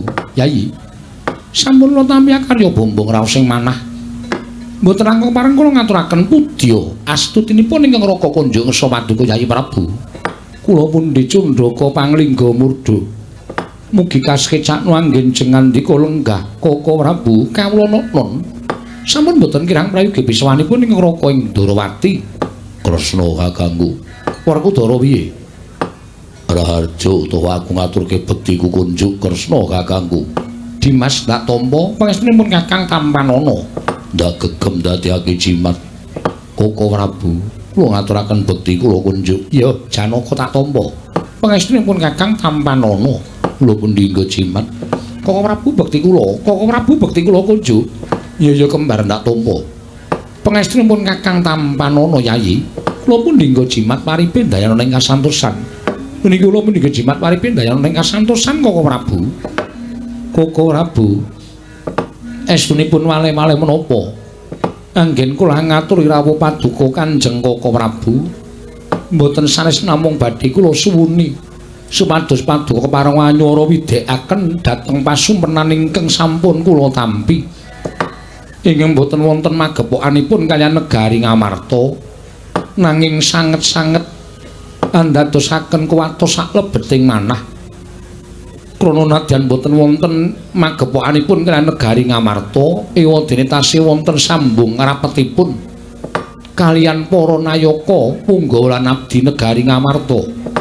Liripun kados pundi paduka Yayi Prabu paring dawuh ing mekaten. Koko Prabu mboten kanthi kanyana-nyana nalika dinten ingkang kepengker kula nampi sasmitaning Jawata lumantar margining pasumpenan bilih Kyai Lurah Semar kados dene gadah damel ageng Koko Prabu malah sareng kula taliti Ki Lurah Nayantaka anggenipun gadah damel nalika semanten mala kramakaken salah satunggiling atmajanipun inggih menika Panakawanala Garing Petruk Sumawana Bagong nanging dereng pana anggen kula angertosi sinten to ingkang badhe kapala kramakaken dumadakan sampun jugar anggen kula nglampahi nindra. Koko Prabu sasmita menika kala wau mengku suraos ingkang kados pundi Koko Prabu? Lelakon kok kaya ngene to iki. Aku didakwa nyolong Dewi Banawati. Nek tenan ana ora masalah. Sisan gawe. Ora. Walah wis mongko waduh kok gelis banget oleh mlayu Ndara Janaka mongko nek mlaku mengipit-ipit. Bareng mlayu kok bantre ra jamak-jamak. Iki aku ndelik nang ndi wae mesti konangan. Aku mlayu nang ndi wae mesti iso kecekel. Wis mbangane mati saka tangane Ndara Janaka. Lho wong aku golek dalaning pati. Napa ketemu kok ya? Dalaning pati iki ya angel digoleki. Ana dalan ae. Ketengok kaya ngapa mesti ketemu yakin. Anggere didepke kipas angin kok. Muni mak yakin mesti soalnya ketemu. Asem tenan. Wis lah piye iki wis. Gantung apa ya? Nek gantung ya engko nek sing tak taleni kuwi iki kuat. Nek ora kuat mah tugel ming pingget tok ora sida mati. Ndara Janaka teka Bagong pecah ndas mutos modal. Kok rekasa to bengi iki uripku jan. Apa gara-gara nyanyi nganu apa jenenge iki? Sing nyanyi sinden cendik mau apa ya? Wirasate ora apik jan wis. Wis kerekoso. Wis aku tak golek dang sapa sing ketemu karo Bagong kanan apa wae kuwi sing tak anggap dalaning patiku.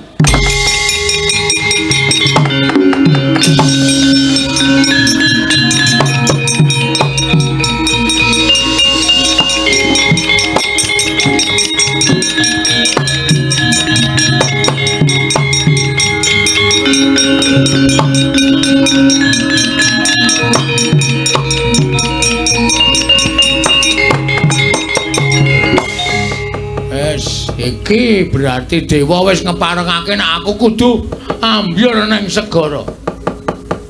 Rapang iki ombake gedhe segara kidul. Ning kok sepi ya yaene. Biasane iki ra ketang siji loro iki seteng sliri ngalor ngidul. Iki kok nyenyet. Do tutup. Oh alah. Ora ana pagerayu jejer-jejer. Wis tumungkula Bapa Ngakasa ibumu Prastiwi. Nek ora tak cemplunge wis tak niyati pokoke mbane aku urip doya-oya Ndara Janaka ming arep dipateni mbuh salahku apa luputku apa. Dewa kula nyuwun pengayoman dipun bikakaken lawanging kasuwargan. Nek jare wong lalu ki matine ora nyemplung swarga. Aku njaluk dibukake. Nek dewane pangsulan kuncine ilang. Bajilaka iki manan ora iso dibuka, ora iso ndendekane terserah la wis ben. Nyemplung telenging samudra Kilura Bagong. Mugi-mugi dados sarana seda kula kanthi Kusnul Qadim. Dinampa dening pangawasane Kakang Murwedan.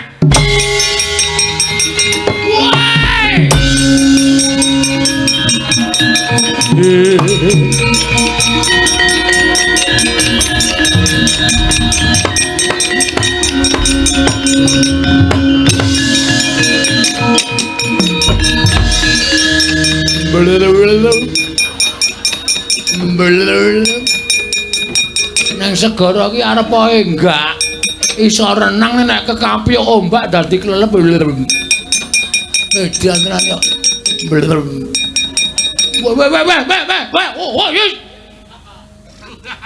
Edan. Sapa iki ngising nang segara iki? Kemambang meh ngenengi bathukku. Mangane mesti basa tongseng-tongsengan. Ketara atose ra jamak-jamak. Iki saya nengah aku itu boleh jadi patiku tenan.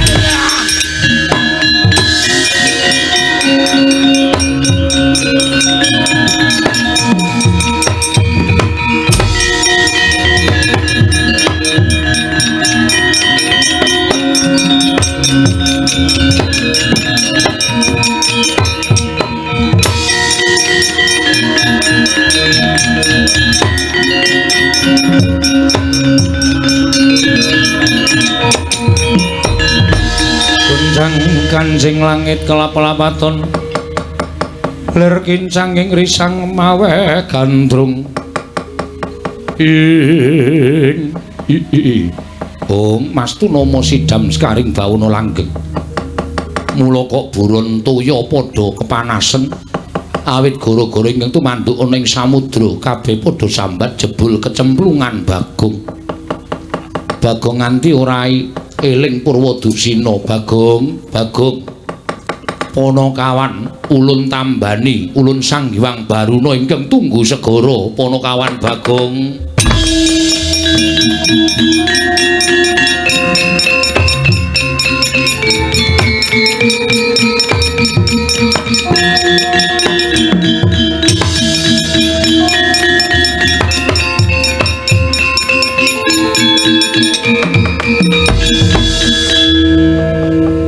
Bagong, sapa iki kok ana sidat?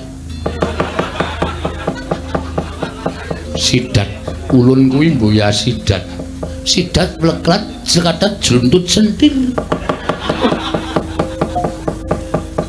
Sampeyan sapa sing tunggu segara wae? Wong Wilahing. Lho malah janturan. Lho. Ulun dewa. Ngapuse? Dewa kok ula? Iya, dewa kuwi ora mawas menungsa, ora mawas kewan, ora mawas jin. Ingkang wis katarima uripe bisa didadekake dewa. Serius? Iya. Sapa kowe? Kita takon lawan ulun. Ulun apa ulin? Ulun. Ulun Sang Hyang Baruna. Jenenge ulun apa Baruna? Ulun kuwi aku. Lah iya, aku wis ngerti. Aku ki ya berarti ya termasuk ulun, dudu. Kowe kuwi kita. Aku kita, kowe ulun. Iya. Piye maksude ulun? Lho. Maksudmu? Ngene, Bagong, kita ulun Jarwani. Heeh, piye, Lun? Ulun iki Sang Hyang Baruna. Wis ngerti kok tak pelurut pedhetmu kowe. Kita ora kena ngoko, kita kudu basa. Ah menungso karo ula kok mbasani ula. Tenan bungahe ulun dewa. Dewa, dewaning samudra kuwi ulun. Wo, tegese sampean ku sing tunggu samudra. Iya. Ulun Bathara Baruna. Iya. Kok kula iso ning jron banyu kaya bernapas teng daratan saka daya ulun. Wo, mekaten. Iya. Bagong, non. Ngopo kita kok golek dalaning pati? Sampeyan jare dewa kok dadak takon. Dewa niku ngerti sadurunging winarah, ngerti lelakoning menungsa. Kok dadak Bagong, kita kenapa kok golek dalaning pati? Kok golek dalan sing kepenak wae Bagong. Kena ngopo? Mergo ora ndek biaya. Kita kuwi sembrono. Ulun ngerti apa to sababe kita golek dalaning pati. Sebab apa? Sebab kita dioyak-oyak kelawan bendoro kita. Sapa? Janaka. Apa sebabe kok aku dioyak-oyak? Mergo kita diarani Nyolong Wara utawa Dewi Banowati. Terus asline pripun, Bu Ulun? Asline kula tak takon, monggo kula ora nglakoni lho, Bu Ulun. Asli kula ora tumindak sing ora sak mestine. Arepa rupa kula elek niku aja nganti pakarti kula elek. Rupa elek kena, ning sae-saesane pakarti kula sing apik, sing becik. Iya, kita bener. Terus pripun iki? Cara jalan keluare pripun? Ngene wae.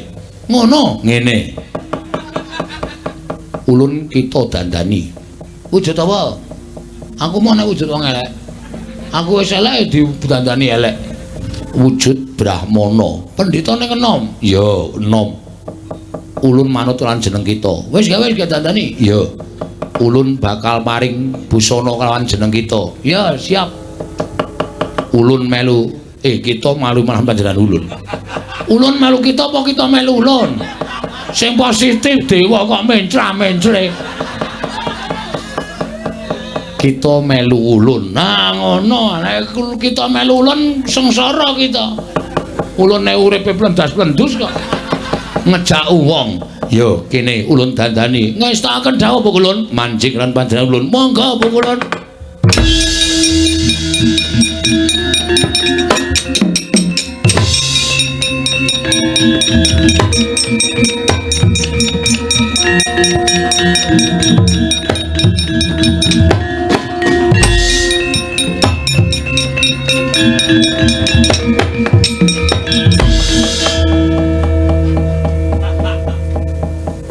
Iki aku dadi kita dadi ulun apa? Iki ulun dadi apa kita? Lho. Kita dadi Brahmana. Wah, jan. Ning kok katokan cekak ta iki? Iya. Iki bagus wae elek. Ya mbangane rupa kita sekawit. Lumayan iki. Nganggo topi kok bae bareng. Iya. Kita nulun paringi tetenger begawan godho githik. Wah, telek. Didandani jenenge elek, nek rupane ya elek. Mbuya, kita kuwi arep rupane elek ning ampuh digdaya. Wes arep ampuh digdaya rupane elek percuma. Ora apa-apa, Bagong. Terus begawan godho githik ulun paringi pusaka. Pusakane apa jenenge? Iki wujud watu. Watu apa? Iso dimbanke ora? Iki. Wah, pucukane ampuh. Iso nggo nyangking apa-apa. Dan cendeli anduk mesti sing bergenggeng. Cendeli anduk dengkul kita. Pucukan kok rosane kaya ngono ya. Diantenan kok anggo gotong watuhe kuat e. Ngono aku ki wah wis ora. Wis ora sentosa meneh wis. Aja kok cendeli anduk. Cendeli kathoke medhun. Kita kuwi rembuge kurang. Asli kuwi aku ora goro. Fakta. Iya, iya.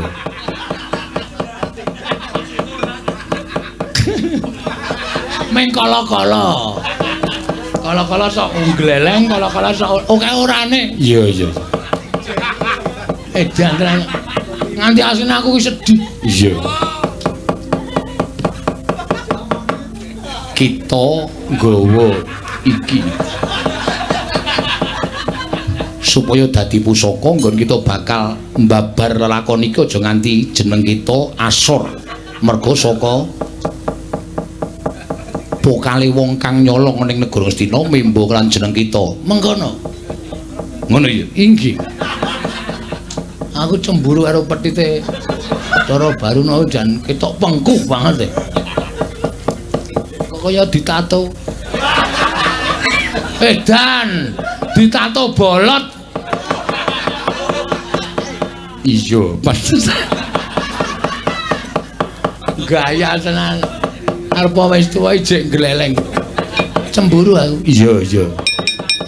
Terus kula lek metu saka segara, kita numpak pedhet ulun. Ulun nuncalake kita bakal jedul saka segara. Ngestaken dawuh pukulun.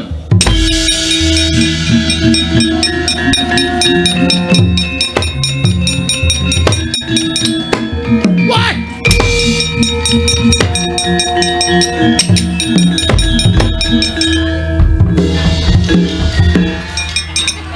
Ngopo kita kok bali? Watune kari goblok.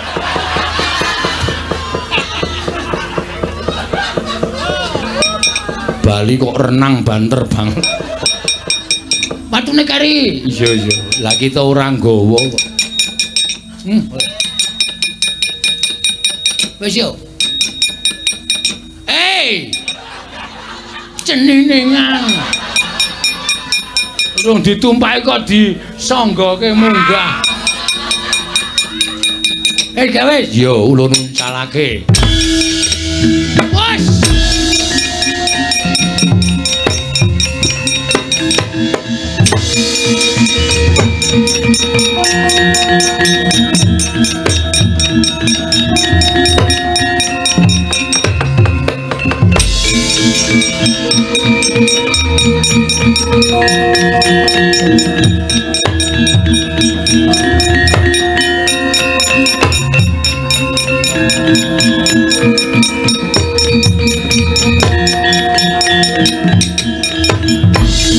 Sandang Kanjeng langit kelap-lapaton Berkin sanging risang mawe gandrung Arjuna wonten paring adhawu kesusu kaselak ngrampungi perkara nanging datanpa pitung liripun kados pundi dene paduka paring dawuh mekaten ndak sawangska kadohan kowe arep merjaya Bagong merga rasamu mangkel atimu kebranang nalika Koko Prabu Mandura paring dawuh yeta Bagong wani dadi duratmaka ning Taman Negara Ngastina Bagong sampun boten pantes dados batur negari Ngamarta.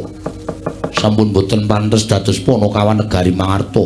Kula sampun boten badhe sagah dipuntutaken Panakawan. Kosek to. Aku tak takon karo kowe nek nganti Bagong ora tumindak terus kowe wis kebacut mateni Bagong Srarata oyak-oyak Bagong nyemplung segara. Saiki kowe kelangan ora upama Bagong ora nyata-nyata nyolong Yai Ratu Banowati.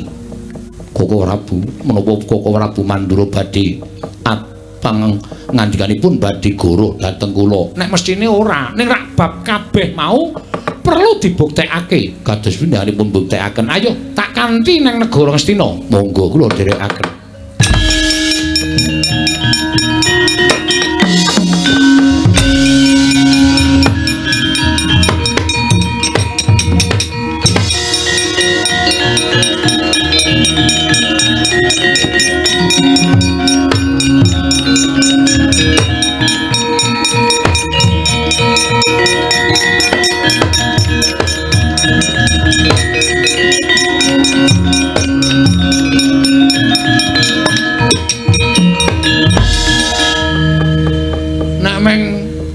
yang-yangan nang taman iki suwe-suwe jelek ya. Inggih. Ya pipitan ya. Lho. Pipitan datang pundi wong jenenge Prameswari kok mung dijak pipitan. Wes pokoke sederhana tapi mesra. Enggak perlu yang mewah. Inggih. Ora perlu kudu kaya putri ratu kaya Prameswari. Saiki kowe iki dadi bojone Bagong. Bagong ki wong sederhana, Bagong ki wong kere. Nang Giri Kaliyo. Wonten menapa? Yang-yangan. Lah tobat. Karo ndelok wong. Yo. Mboten mawon kula menawi pinggir lepan mboten mawon. Namung sak mangke menika kantun ngentosi nek pancen Prabu Duryudana menika mangke megat kula panjenengan sampun nggadahi sawetahipun kalian kula. Kula dipun dipados pangwaosipun iki Lurah Bagong sawetahipun. Nek Prabu Duryudana niku rawuh mrene megat kowe terus aku diladeni yo. Inggih, mesti langsung. Jan. Ha iki kolorku wis kendho dhewe. Inggih. Nek ngaten ngantun tata-tata kemawon. Heeh, wis kok tak adepane Prabu Duryudana nek tekan kene.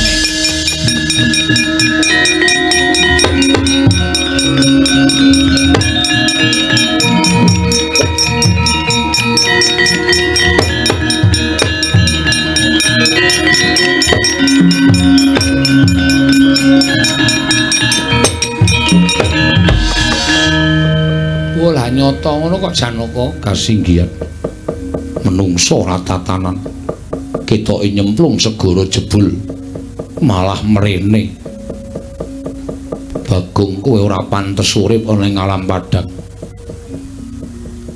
sinuwun Ndarawati iya Bagong nggih Ndara Janaka ora caturan ya wis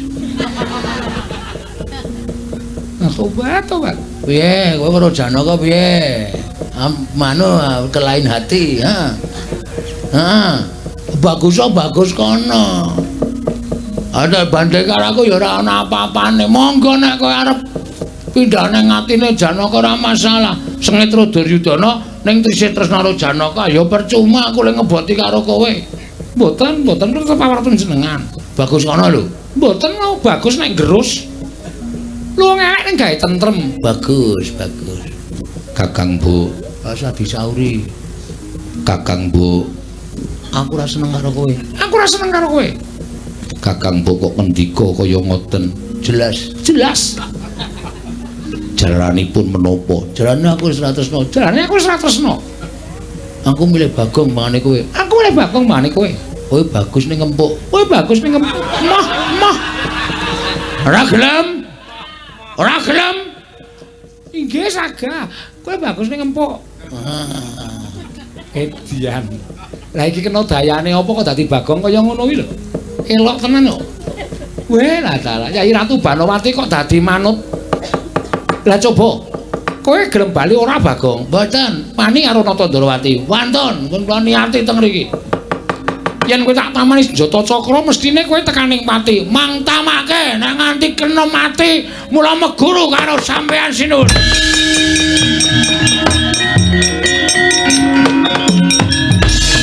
Winatek dening Natandrawati. Parandene senjata cakra datan pulun medal saking kancing gelung kaget kadra wekasan Natandrawati. Jagat dewa batur.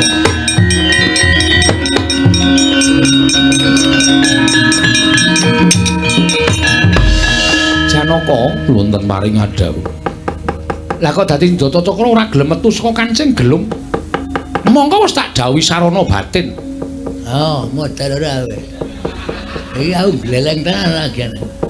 Wah, iki aku nek nganti iso kelakon dhaup karo Dewi Banowati, Duryudana tak lengserke aku dadi ratu nang Ngastina. Ratu kejem Prabu Firaun. Kowe iki kok njur arep dadi ratu jahat ki arepmu piye? Menawi pusaka mboten tumama, Bagong ketiban tangane Janaka pisan ora pecah sirahmu. Janaka ora pamer le ampuh kowe rumasane.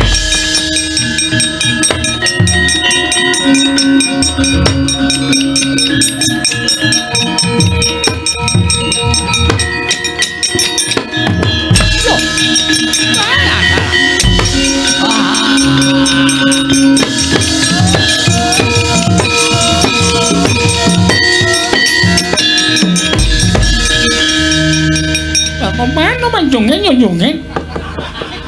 Yo kene karo ngobal bantot. Aku wis ora sengaja sok metu dhewe.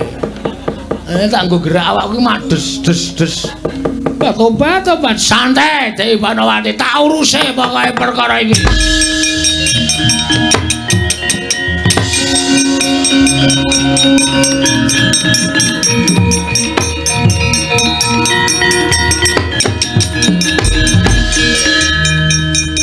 Iki ora sebaene. Mboten sebaenipun kados pundi. Nek blegere pancen Bagong, ning kok aku Cubriya. Seneng Astina iki dudu Bagong. Sanes Bagong kados pundi? Ora percaya? Ayo tak goleki jago.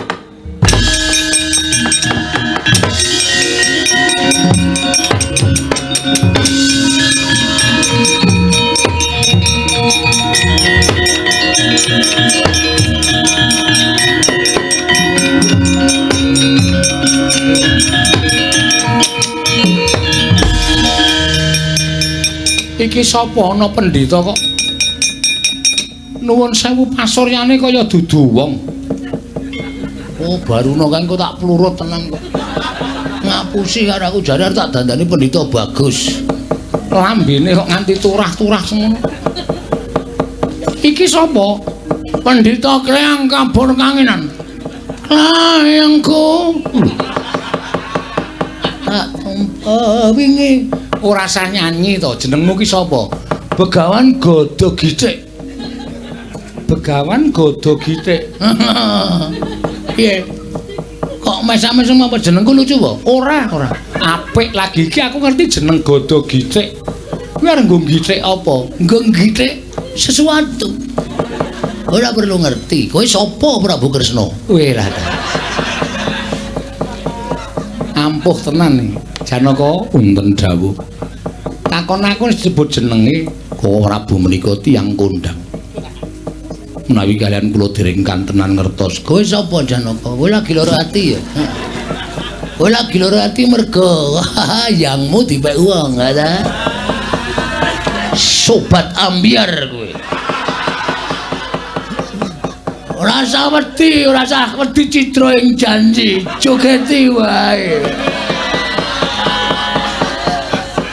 Santai. Kaya jagati ming sak godhong jati jembar kuwi. Anu sak godhong kilor. Sak godhong kilor. Heeh. Maksudnya kedatanganmu ada apa? Ora iki Janaka iki kok ana pendhita kok lucu lho. Omongane iki sarwa guyokake. Aku njaluk tulung. Nah, nek njaluk tulung tak tulungi, nek njaluk dhuwit aku ora duwe. Aku njaluk tulung karo kowe. Heeh. Aku kuwi duwe mungsuh jenenge Bagong. Lho. Bagong? Iya. Bagong kok wani ngepek utawa wani kurang ajar karo Dewi Banowati ki ora wangun to? Ora wangun. Lah nek kowe iso mateni Bagong sing eneng negara Ngastina kae, kowe njaluk apa-apa tak turuti. Wis to aja kuwatir. Kowe njaluk apa-apa tak turuti. Njaluk kon nyutke cangkemmu kowe tak turuti kok. Apa kon nyutke matamu sing kaya ndok dadar? Ketoke ngerti karo kuwi. Ora masalah, ora masalah. Nendi sing jenenge Bagong? Eneng kono kae. Aku njaluk tulung, aku ora nulungi kowe. Aku nulungi Prabu Kresna. Ora sudi nulung karo kowe. Buat apa? Macem-macem.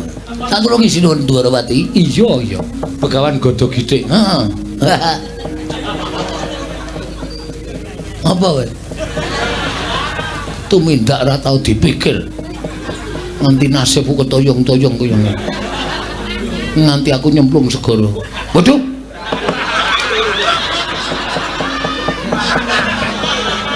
Koko Prabu. Piye?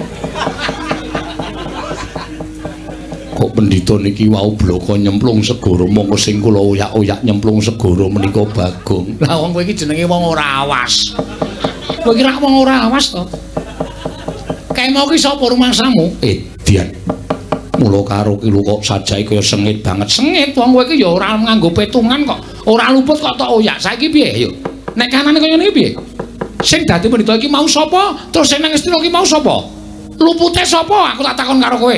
Aduh, penawi mangke kula saged pinanggih kalian Begawan Godho Githik ingkang sejati.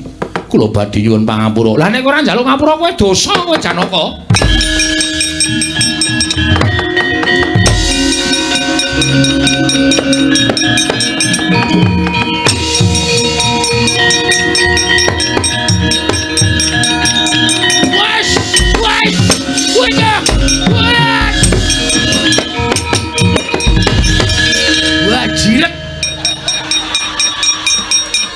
Iki sing marahi aku kenang masalah. Setan tenan.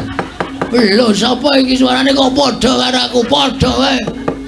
Wah, lah persis tenan. Setan rata-tanan. Sawae Begawan Godho Githik. Kowe sapa? Aku Bagong ngandel ora. Tobat. Pangeran wonten menapa? Iki lho ana kere munggah ning Taman Sari. Kere matamu kowe. Tobat. Iki suarane kok padha lho, Padha wae. Anggep ae sampeyan dhewe. Menika terus mundur diajeng mul. Aku disayang sik. Weh. Kowe kok melu nyayang aku? Aku pengen. Wah, seda. Areng apa? Kowe ora gelem baleke Dewi Banowati karo ning kawogan mungsuhe Begawan Godho Githik. Gulung keti kowe. Wah!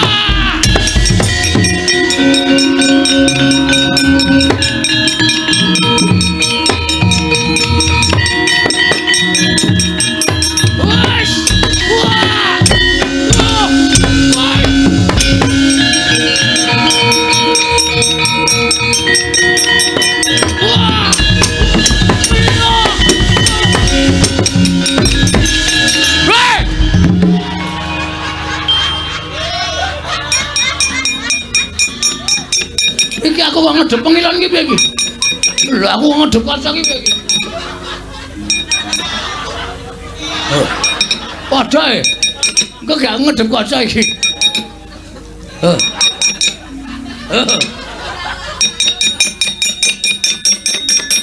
Wah, janda kok. Tobat. Wah ngedek kok padha diajeng guys. Diajeng garwane mbok. Hei. Iki sing endi, Pak? Tobat. Sing endi iki lho iki? Utuh. Banowati cenanangan. Banowati ngawur wae. Ora waton mek-mek kowe Banowati. Beto malah bingung aku luweh. Ki sing marahi aku putus cinta nang kene. Wah, lah menungso ora tatanan. Kok ya ndetren ning abang kene nyolong nang ndi? Ora kathokku tak pepe winginane to. Ora tak goleki kok ora ana jebul tok agem nang arep nggo gawe kucem asmaku kowe sing kudu mati. Kowe sing kudu mati. Wah!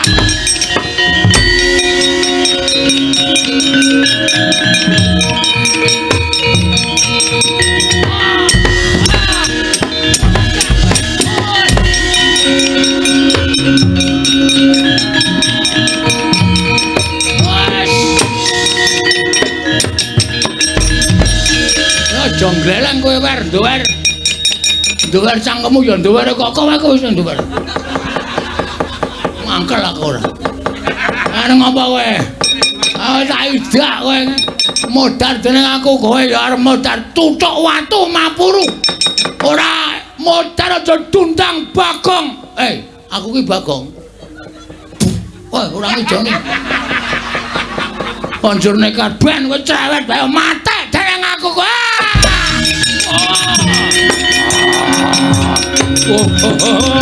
Wah. Kulo.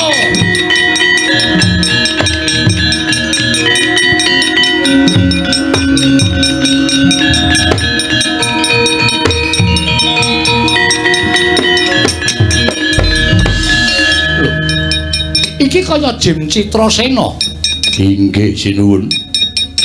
Kowe ingkang jaga ringin kurung negara Ngamarta, kowe mbiyen bangsaning Jim.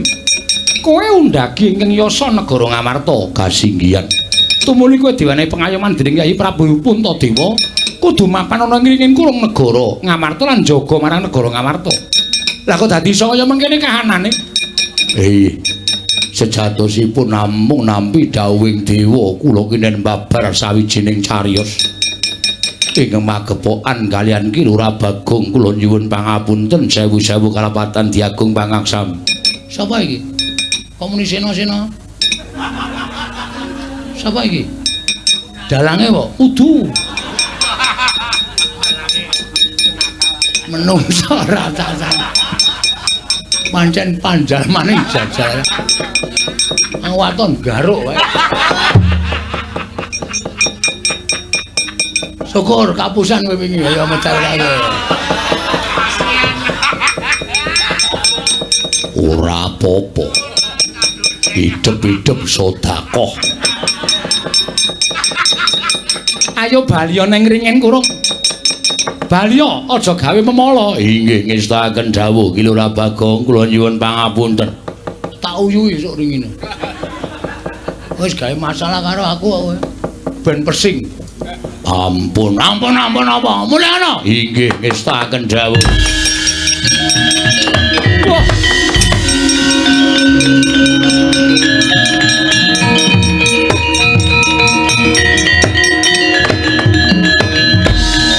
Abang ayo mulih. Nah, ayo mulih. Orasane negara Ngastina. Iki Kyai Prabu Duryudana lagi nesu-nesune. Kok Prabu Baladewa lagi duka-dukane merga saka kowe nggone wani ngebang lan Dewi Banowati. Kula niku mboten ngebang, kula niku mboten napa-napa. Kamas. Ora wis. Wis ora biayane akeh kok Mas Kamas. Ora kosa. Wis trima ora wis. Pahit wis.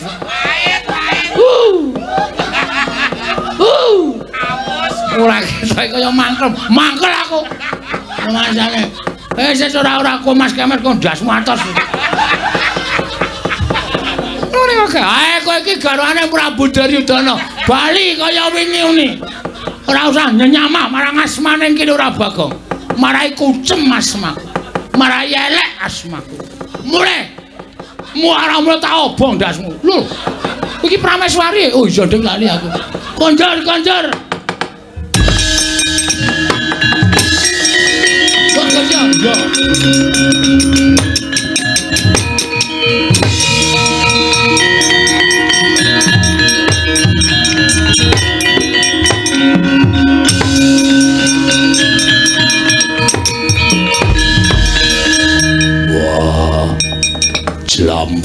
tumindak ora nganggo petung. Bejo dene Kresna kakangku iso madhangake lelakon jebul Jim Citrasena sing gawe lelakon ning negara Ngastina. Mung kepengin ngapokake marang Prabu Duryudana. Dampyak-dampyak lakuning Kurawa sifat barat saka kene.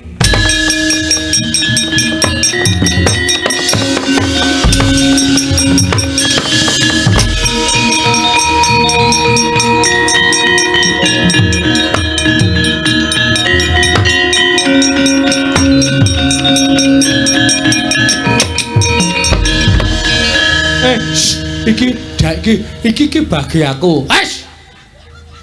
Bengi iki lakone aku. Oh. Kang Aso? Iya. Pun paripurna, Ndara? Iya. Purwa Madya lan Pasesa Busana. Lan ora kleru-kleru. Sedaya menika meneng kinaya kaca Benggala. Saben cerita ringgit para sedalu natas menika monggo kula aturi amethik. Ingkang awan dipun bucal ingkang tebih, ingkang sae monggo dipun ugemi sesarangan kinarya sangu anggenipun badhe wonten ing Candhi Prambanan. Semar, kula. Ini aku malah bingung.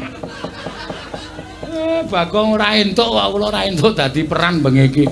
Sura Sudira Jayane Kangrat Suwuh Brasta tengaping olah Darmastuti